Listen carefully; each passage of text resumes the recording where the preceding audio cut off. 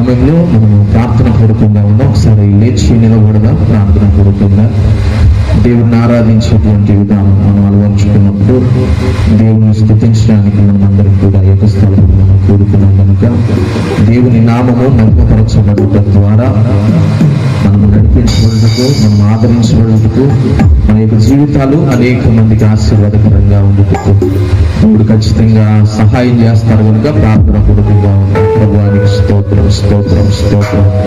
జీవాధిపతి అయిన యేసయ్యని వందనాలు, వందనాలు, వందనాలు, వందనాలు, వందనాలు. కలిగిన యేసయ్యనికి స్తోత్రం, స్తోత్రం.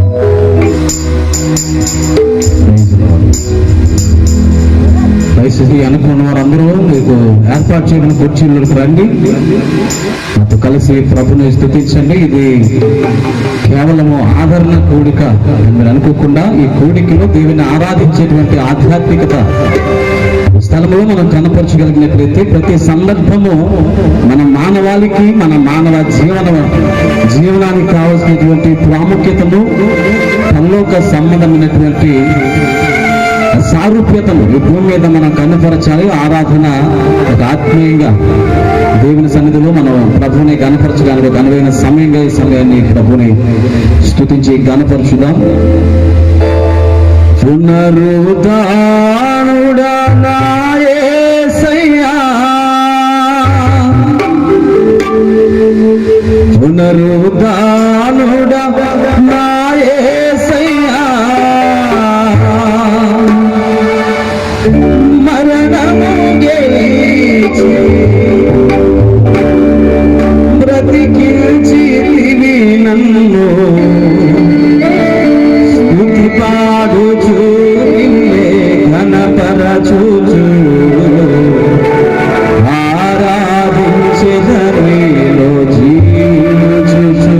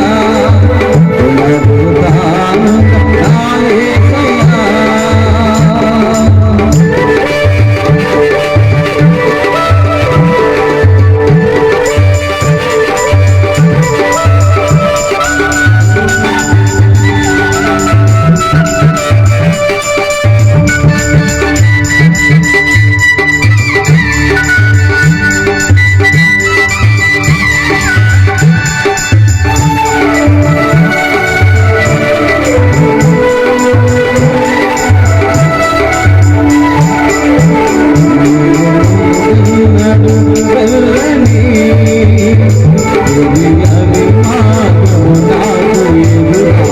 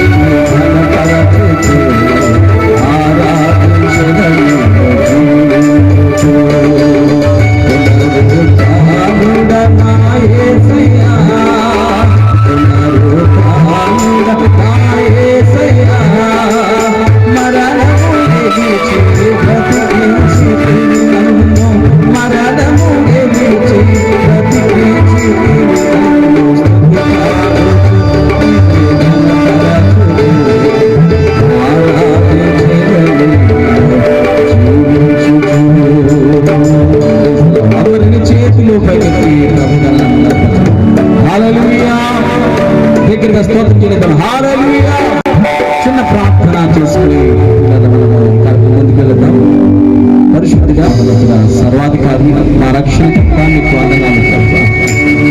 ఈ రీతిగా సంఘము కుటుంబము అందరం ఈ స్థలంలో చేరుకుని నైనా మా సహోదరులు మా ప్రియులైన రాజ్యమైనా వాటిని జ్ఞాపకం చేసుకుంటూ అది స్మరిస్తూ ప్రభు కుటుంబం ప్రభు ఎంతో శోకంత హృదయాలతో కన్నీటి పర్యాంతమైన ఈ వేళ నీ కృపను బట్టి దరిచేర్చిన ఆదరించి వారి హృదయాలను ప్రభ బలపరచవచ్చిన విధానాన్ని బట్టి మీకు వందనాలు చెల్లిస్తున్నా.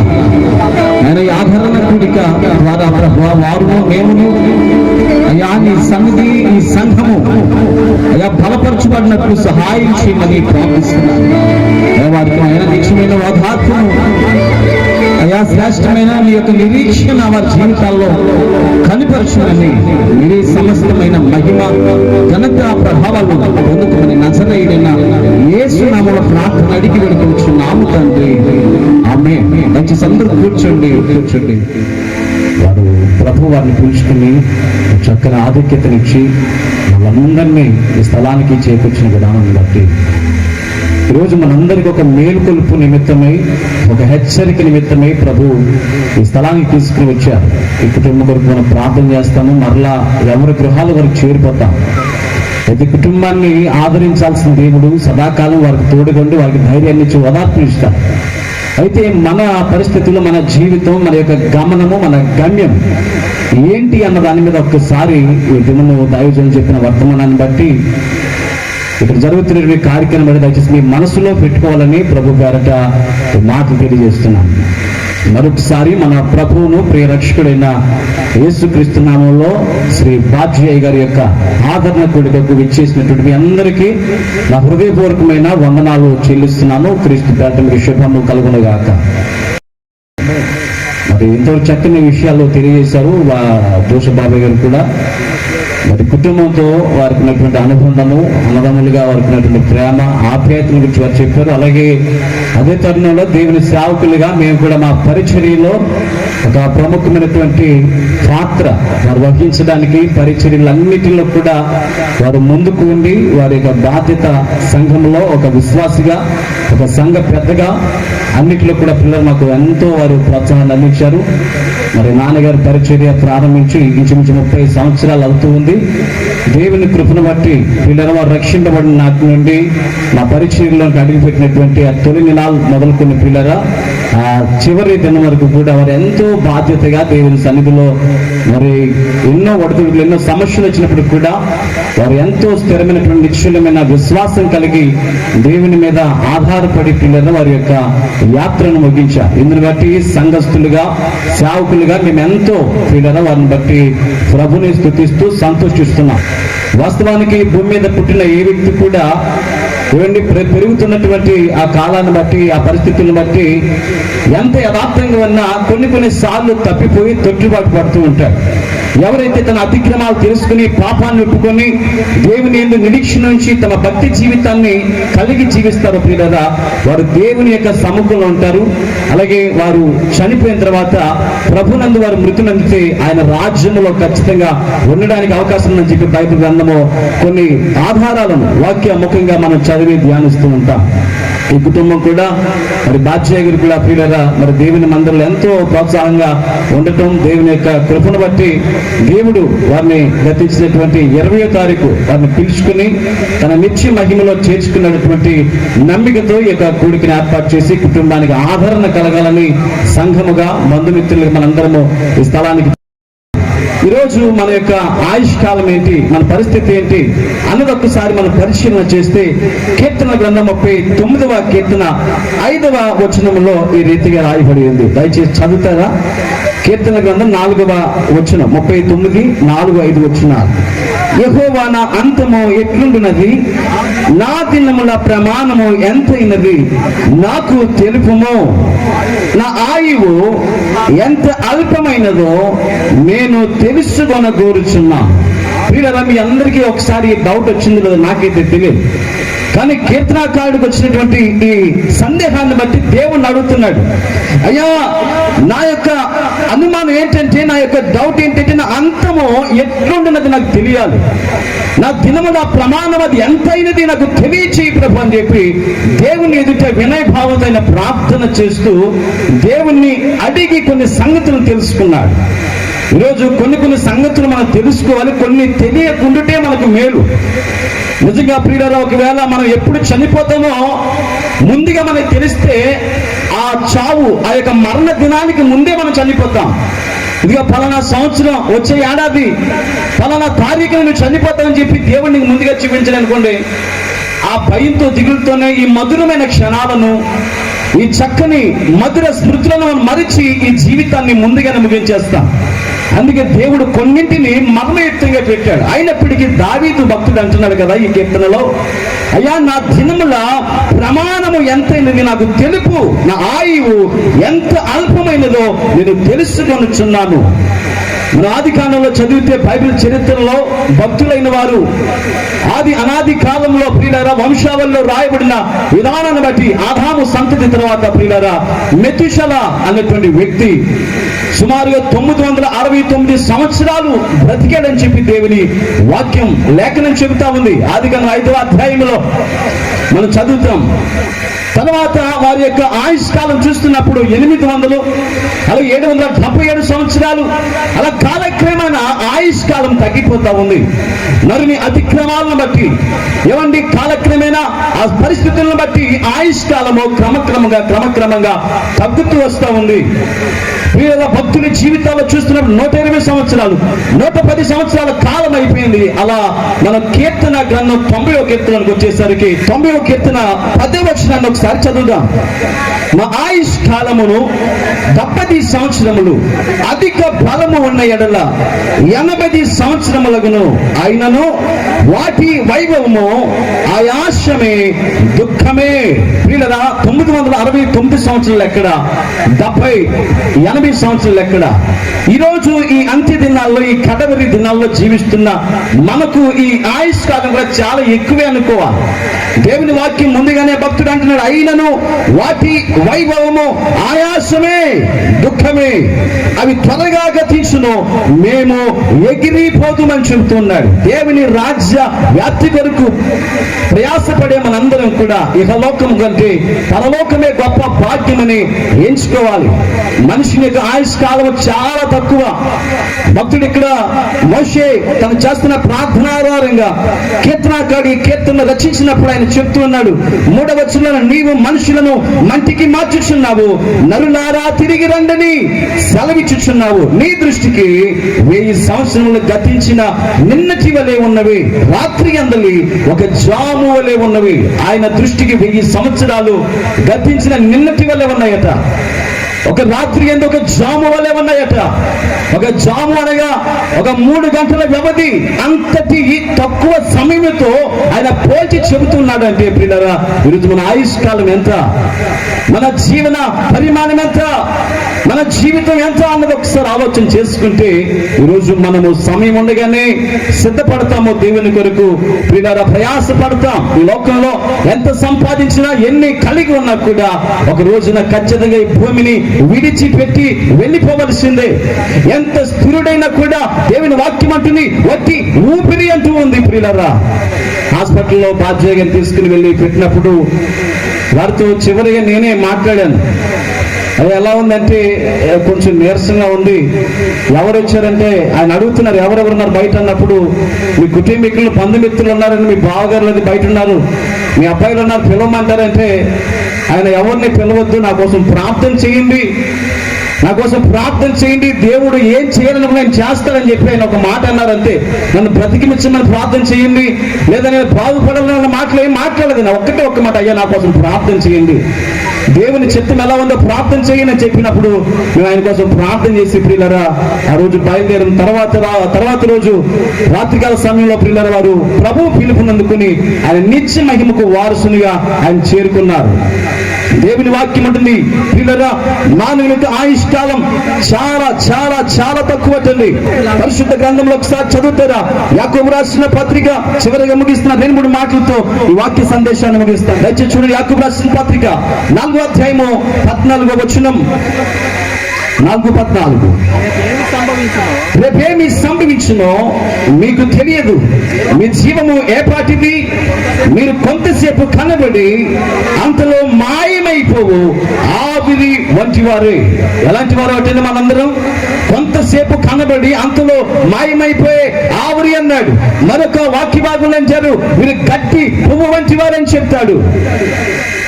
నీటి పొడగను గురించి సాదృశ్యాలు ఎత్తి మానవునికి ఆయుష్ కాలం, మానవునికి జీవితము చాలా అల్పమైనది, స్వల్పమైనది అని చెప్పి దేవుని యొక్క వాక్యంలో భక్తులు చెప్తున్నారు. 39వ కీర్తనలో మనం మొదటిగా చదివిన వాక్య భాగంలో 5వ వచనంలో అంటున్నాడు ఆయన, నా దినముల పరిమాణము, ఈ మాట ఒకసారి చదువు చదువుతారా? నా దినముల పరిమాణము నీవు పెట్టినంతగా చేసి ఉన్నావు, నీ సన్నిధిని నా ఆయుష్ కాలము లేనట్టే ఉన్నది.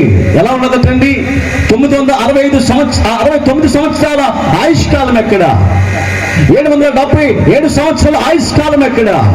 110 సంవత్సరాల ఆయుష్ కాలం ఎక్కడ? 70-80 సంవత్సరాల ఆయుష్ కాలం ఎక్కడ? ఇక్కడ చివరిగా నచ్చినట్లయినా నా దినముల పరిమాణము నువ్వు బెత్తడంతగా చేశావు. ఎంత చేశాడటండి? బెత్తడంతగా. బెత్తడ మన చేతిలో సగం, మన అరచేయిలో సగం ఇలా మడత పెడితే బెత్తడని చెప్తున్నా. ఎంతగా నీవు నా ఆయుష్ కాలాన్ని తగ్గించుకుంటూ వచ్చావు. యాకోబు భక్తుడు అంటున్నాడు, ఆయన ఇంకా ఒక్క మాటలో అంటున్నాడు, ఎంతలో కనబడి అంతలో మాయమైపోయే ఆవిరి. అలాంటి ఆవిరి వంటి బ్రతుకులు కలిగిన మనం ఇది నాది అది నాది అని స్వార్థ చింతనతో జీవిస్తున్నాం. ఇదంతా నాది, ఈ భూమి యొక్క శాశ్వతం అని చెప్పి ఈ భూమి మీద ప్రియులరా లేనిపోని వాటి కొరకు ప్రయాసలు పడుతూ కుటుంబాన్ని, బంధుత్వాన్ని, బాంధవ్యాన్ని విడిచిపెట్టి ప్రియులరా జీవిస్తున్న విధానాలు మనం చూస్తున్నాం.